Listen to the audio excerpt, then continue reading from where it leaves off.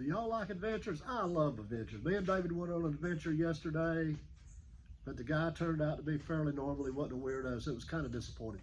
Well, anyhow, we're going to talk about this adventure we had 2 weeks ago up in Union, South Carolina with the Southeastern gassers.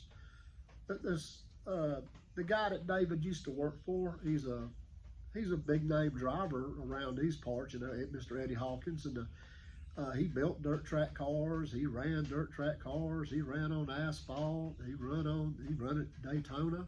He used to promote. Used to be the promoter up at one of these tracks up in North Carolina, Harris, I think. I don't know. I might be mistaken. But anyhow, he's been fooling with race cars basically his whole life. And last year he built a little Chevy 2 Nova gasser car. He wanted to go drag racing.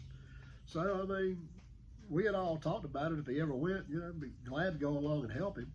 So last 2 weeks ago is when we went. We dragged the car up there Friday evening for practice. And I've got all the clips of the runs he made. I'm just going to tell you about each one of them. Then I'll show the runs.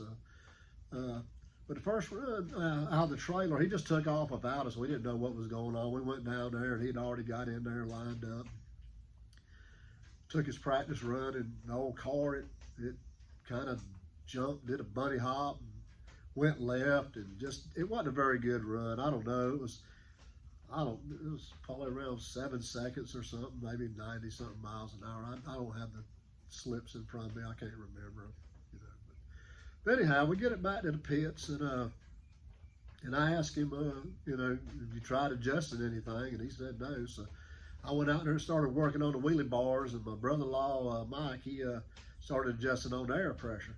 So after we made our little adjustments, and we went back down and made another test pass. And man, the thing, it hit pretty hard. It went straight, and it was a much better pass. We knocked a couple tenths off, picked up a few mile per hour, and we get it back to the pits, and we're looking at it.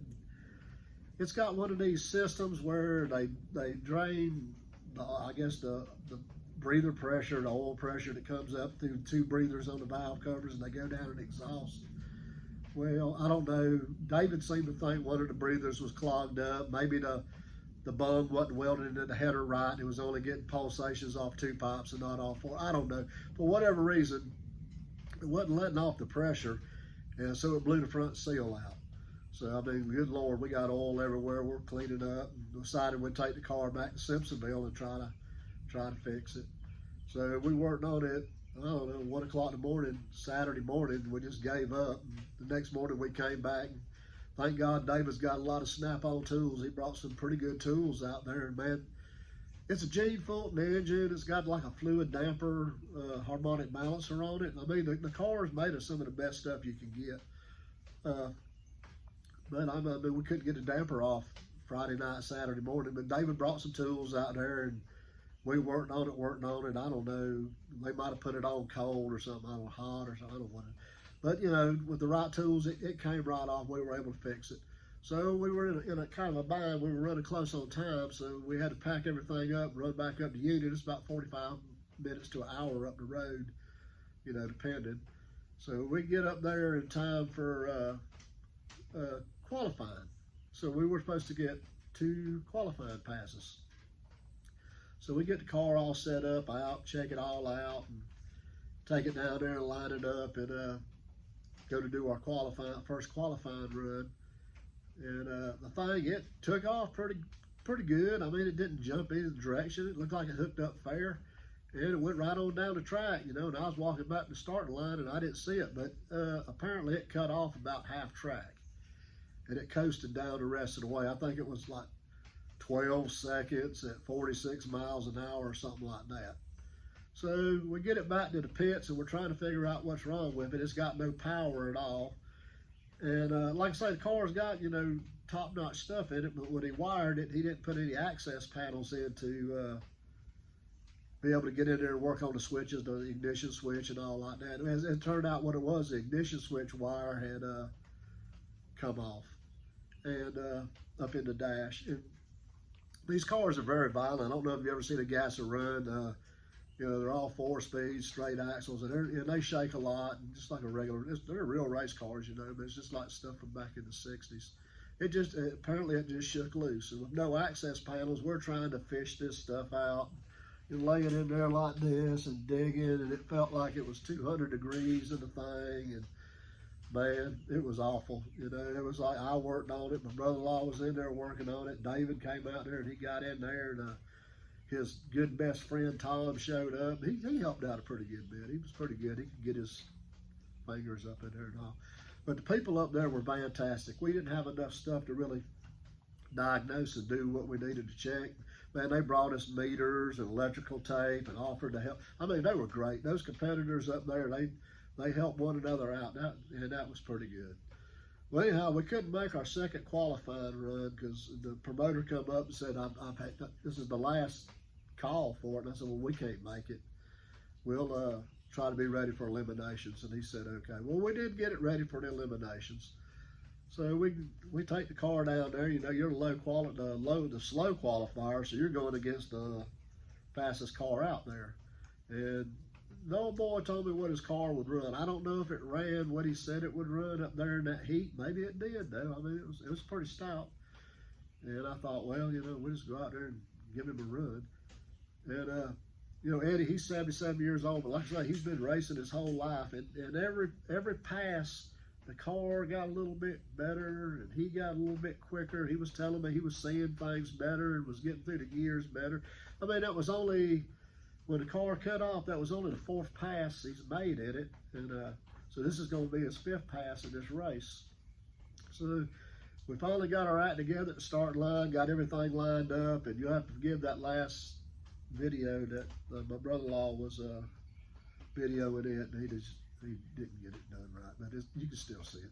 But anyhow, we got up there against the #1 qualifier, and I'm sure he didn't stage deep, and he probably left pretty soft on us, not wanting a red light and give us a cheap win. You know, I mean, I would have done the same thing. You know, I wouldn't have thought we could have done it, or Eddie could have done anything with that car, but you know, it hadn't showed anything. But like I say, this guy Eddie's been racing his whole life, and when he got up there, pulled up next to the man next to him, and I mean, when you got it in your heart and you're a true racer like he is, I mean, you go for it. I mean, and he did. That was probably the best pass. Well, I know it was the best pass that car ever made.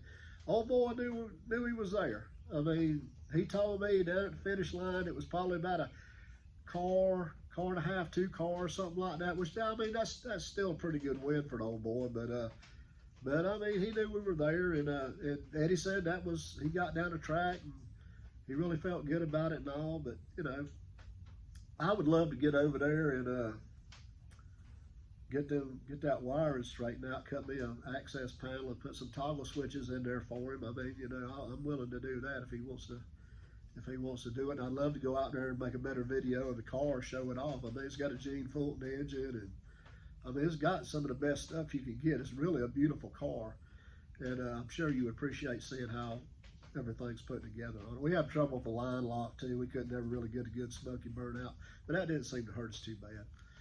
Well, anyhow, I hope wherever you are, it's not as hot as it is here, and I hope you enjoy watching these clips of that car run, and thanks for watching.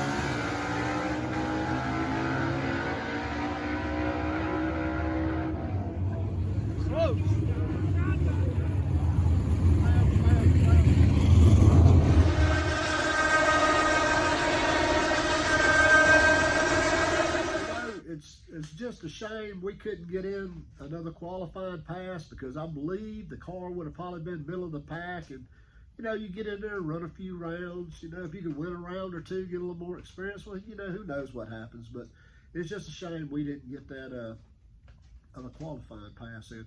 But the car did go. I think it was 6.3 at 107 that last pass. I mean, the car's got it in it. I think for Eddie to be competitive in that car, if he can get it down to 5.9, 6.1, maybe 114, 116, somewhere in there, I'm not saying you can win at that. I'm saying you can run rounds at that, be competitive, and if you're out there racing, you know, like I do, anything can happen as long as you hang around. But I mean, the car's got it in it, and I'm sure the driver's got it in it. It's just a matter of getting a little bit more dependability into it and all. But like I say, I hope you enjoyed it. Next time.